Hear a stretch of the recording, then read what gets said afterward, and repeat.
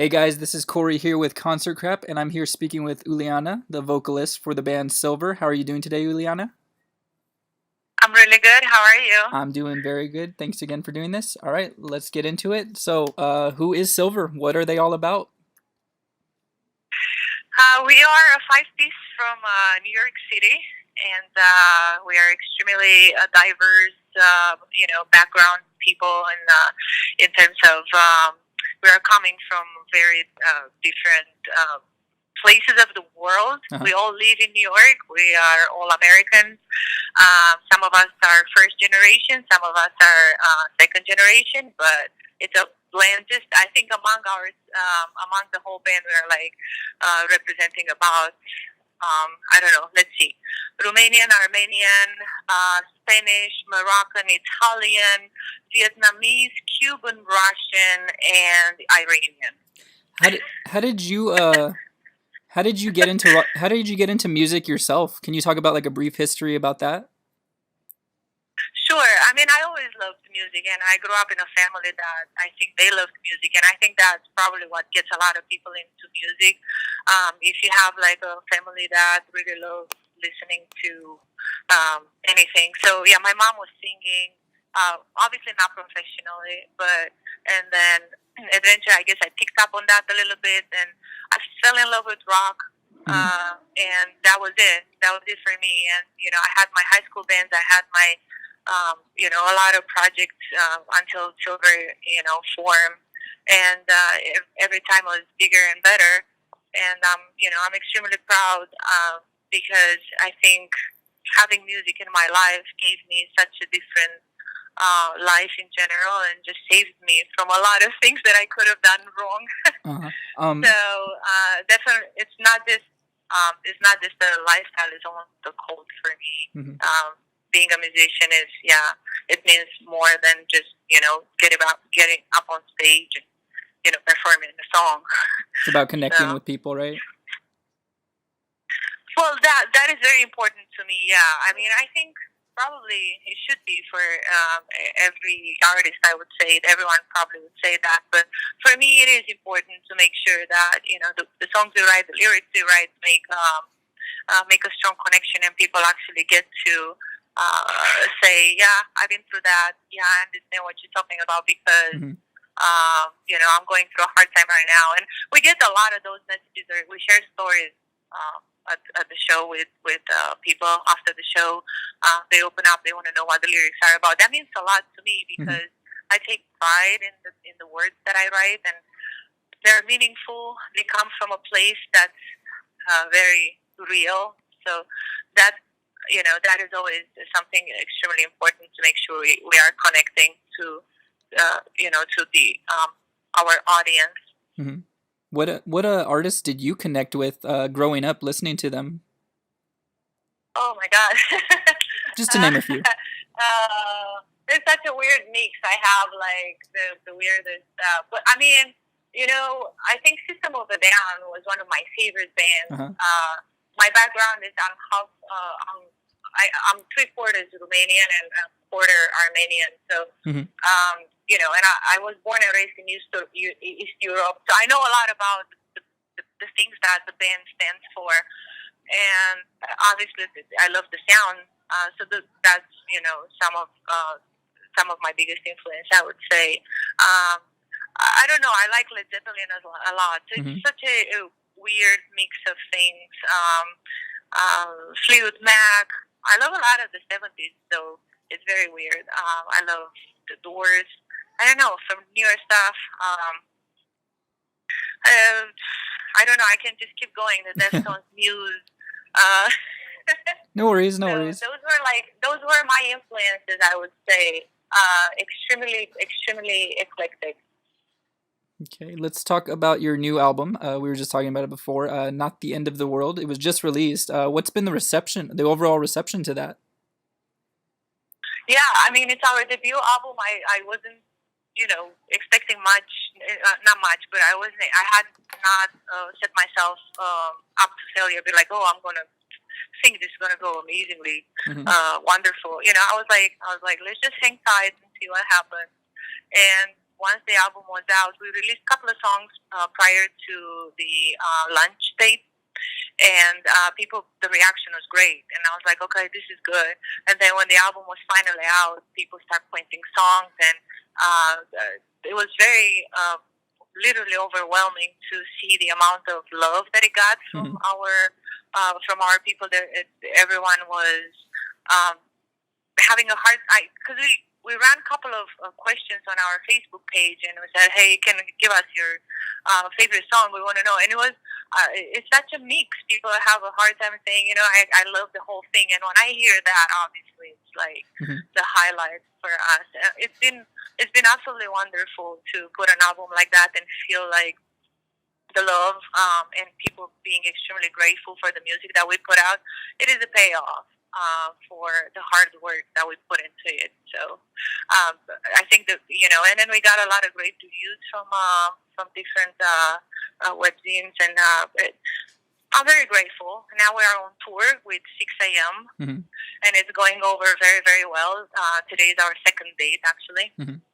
So far so good. Yeah.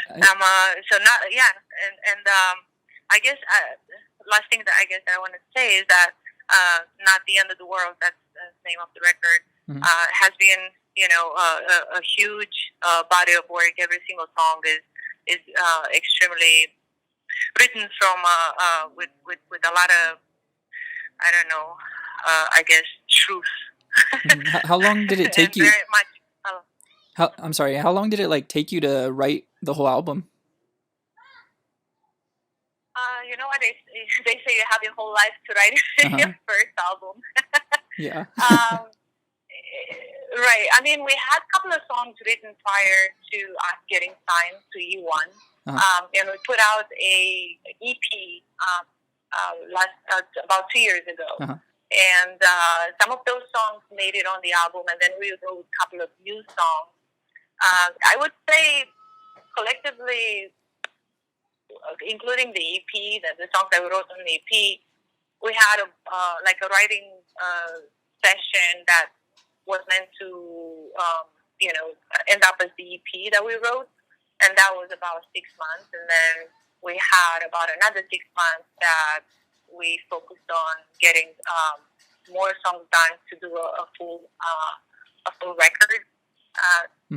And different co-writes, but it wasn't. That's the thing. I think they're right when they're saying you have your whole life to write it, because it wasn't anything like, okay, you gotta get in a room and lock yourself up and hum some songs. It was at our own pace, so that was good. So it was kind of like an on and off. But right before we went into the studio, we would have probably 4 months of intensive writing.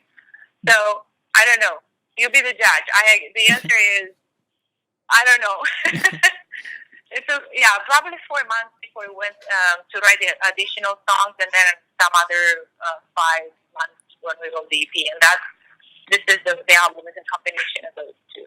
If you could choose one song off of your album for fans to hear you, all of you, maybe the one you put the most work into, or the one you that you feel most inspired about, what song would you pick off the album for them to get to know you guys better, to get to know you better? So that's hard to choose, but I would say that probably I would narrow it down to 2 songs.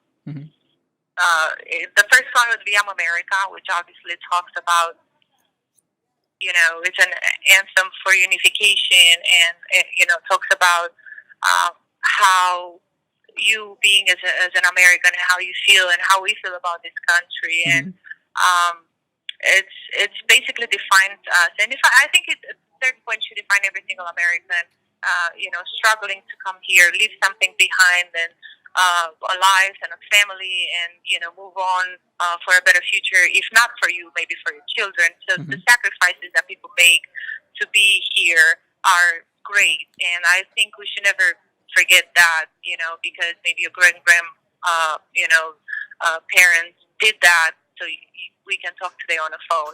Those are things that sometimes we overlook. So I feel like because I came here from overseas and I was born and raised there, and now I'm here and I'm an American citizen, that matters to me. You know, it's part of my heritage. It's part of who I am. That's one of the songs that I would say define um, that you, probably listeners will learn more about what we stand for and who we are.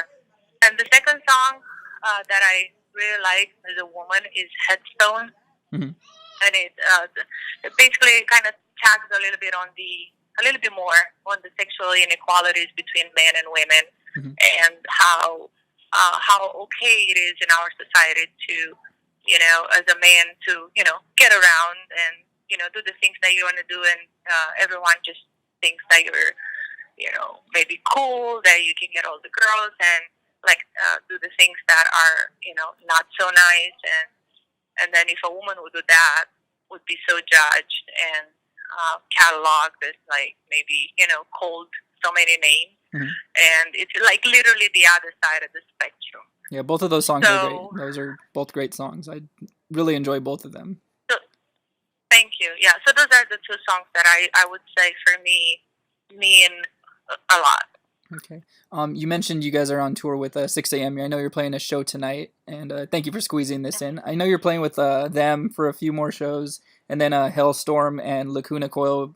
You guys are kind of mixed around on those tour dates as well. How excited are you to be Mm-hmm. playing with those high caliber bands?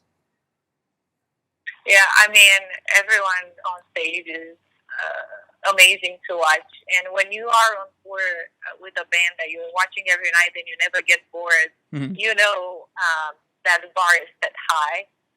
And but you know what? Behind the scenes, there are such a sweet people. Hmm. You know, everyone at 6 a.m. came to say hello, and you know, they're super awesome. Hellstorm and Lacuna Coil, we toured with Lacuna Coil before. Hmm. So before we entered the studio to write Not the End of the World, we were on tour in the Hottest Chicks in Hard Rock tour put on by the Revolver magazine. Hmm. And we were on that tour, and Lacuna Coil was on that tour, and they're super awesome guys. So we know each other, we're friends, and it's going to be really awesome to see each other again and, you know, share the stage again. And Hellstorm, actually, Lizzie is one of my favorite artists. Oh, that's She's great. definitely an amazing vocalist, and I respect her very much. And it's an honor to be on stage with them as well. And we shared a couple of festivals last 2 weeks ago, Hmm. and she came as well to say hello, and we had a very good time. She watched the show side stage. She's down to earth. She's a beautiful person, That's and I'm great. very excited to be part of this family. It's like once you enter this family, it feels good. That's great. Were you like starstruck when you met her, Lizzie? Well, maybe, maybe a It's little not bit. it's not too often you get to meet your heroes. You know, I mean, I'm trying like not to be starstruck, but it's Uh-huh. hard. She's a good person, and she's an amazing artist, and you know, the level of the respect that I have for her, it could sometimes, you know, you can say that, but I don't know. She's the type of person who would make you feel very comfortable around her, and I love that. I love that about artists. I don't like artists who make you feel like you gotta wait for them, or you gotta love your people. Mhm. You gotta love your people, and some of your people are musicians, you know. Mhm. So, yeah. Being a woman, what advice would you give to younger girls or any woman trying to break into the music industry that may be like too intimidated to like advance or anything? Like, what inspirational words would you want to give them? Oh man, so many. First of all, I would say you shouldn't care or give any fucks, or we can say that, right? Mhm. And you should do whatever you want to do, and try everything. Mhm. Try everything while you can, because when you're getting on a higher level, it's harder to try stuff. So experiment. Find your own. You know, I guess bubble where it makes sense to define who you are as an artist. Mhm. And then if people don't follow you, then, you know, like I'm saying, like if let's say you want to form a band, and if, you know, your guitar player drummer don't believe in you. And it happened to me. I had my whole band quit on me because they said she can't speak English. I don't think she can do this. We can't go too far with her. Mm-hmm. So the whole band quit. And then Leon was the only one who's like, you know what, I believe in your voice. I'm going to go with you, and we're going to reform. So if people don't follow you, let them go. Mm-hmm. Like, don't try to make it work, because you have to be surrounded by people who believe in you. That's how we're going to succeed. And that's my advice. Like, just follow your gut all the time and do what you think you want to do. Try it. Don't let it. Don't live with regret. I think that's very important. To don't live with regret, because you're going to be like, oh, I wish I would have done that when I had the chance. Mm-hmm. Just go ahead and do it. And if it's not going to work out, what? It's not the end of the world. What else does Cilver have what does the rest of the year hold for you guys? I suppose more touring. Nothing to announce yet officially, but I suppose more touring, and that would be something that we're very looking forward to. Now that the album is out, we'd love to play the hell out of it and rock on stage as much as possible. We'll let you know where we're at, with who are we out with. But I think that's the master plan for this next for the rest of the year, for us to be touring, to be on the road, and bring Not the End of the World to everyone. Is there anything else you want to say to your fans, to anyone at all, before we get out of this? Come and talk to us. We wanna make friends. We wanna hear from everyone. It's find us on Facebook, on Twitter. Talk to us. Let us know what you like or you don't like about the album.